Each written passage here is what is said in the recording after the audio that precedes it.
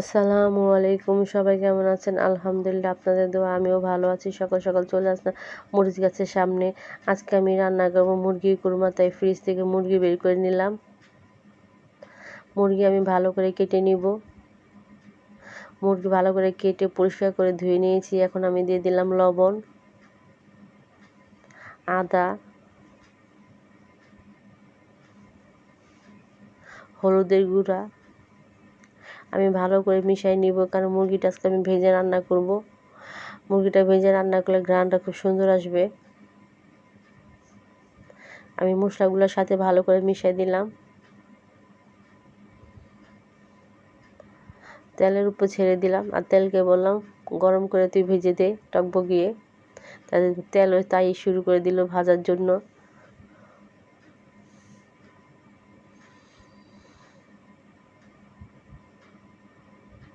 ভালো করে ভাজা হয়ে গেল আমার মুরগির মাংসগুলা। দোনো পাশে উল্টে পুল্টে ভেজে নিয়েছি আমি। খুব সুন্দর একটা ভাজা হয়েছে।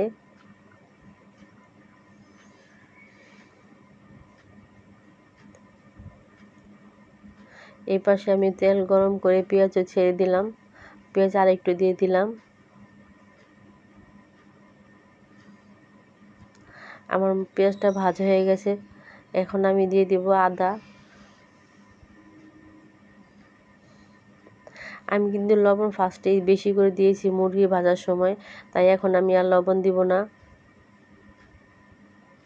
আদাটা আমি ভালো করে একটু ভেজে নিলাম। পেঁয়াজের সাথে দিয়ে দিলাম কাঁচামরিচ, জয়ফল, জ্যোতি, গোলমরিচের গুঁড়া একসাথে মিশানো। এটা দিলাম গরম মশলা, এলাচি বাটা। আমার মশলাটি আমি ভালোভাবে কষিয়ে নিব। আমার মশলাটি প্রায় কষানো শেষ। এখন হালকা পরিমাণ পানি দিব।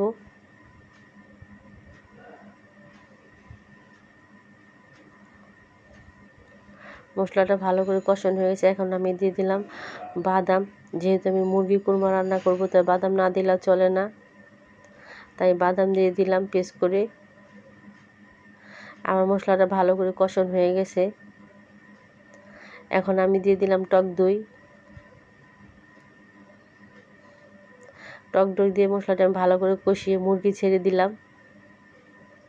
মুরগিটা ভালো করে নেড়ে চেড়ে নিব। এখন আমি খুব সুন্দর একটা স্মেল হইতেছে, ঘ্রাণ।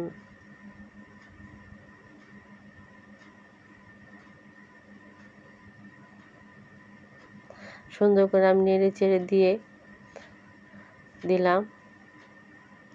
এখন আমি দিয়ে দিব দুধ। যেহেতু সাদা কুরমা, দুধ না দিলে ঘ্রাণটা সুন্দর হবে না।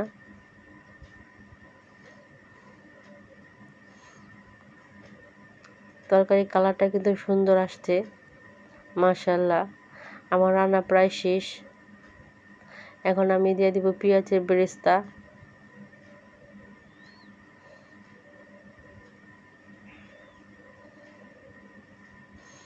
খুব সুন্দর করে রান্নাটা হয়েছে, দেখতে ভালো লাগতেছে।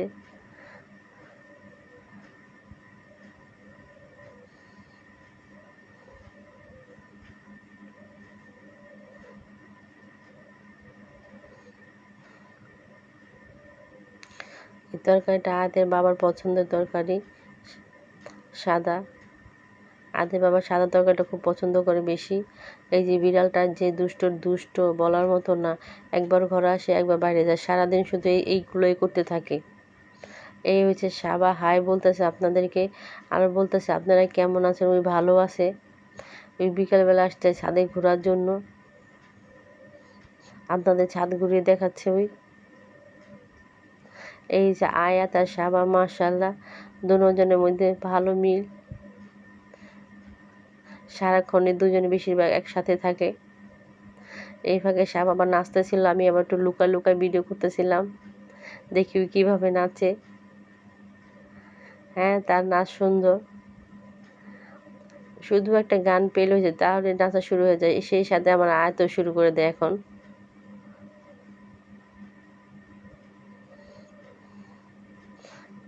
ওই যে আয়সা পড়ছে আমার আয়াত নাচার জন্য। মাশাআল্লাহ ভালো নাচতেছে সে, একটু লজ্জাও পেয়ে গেল।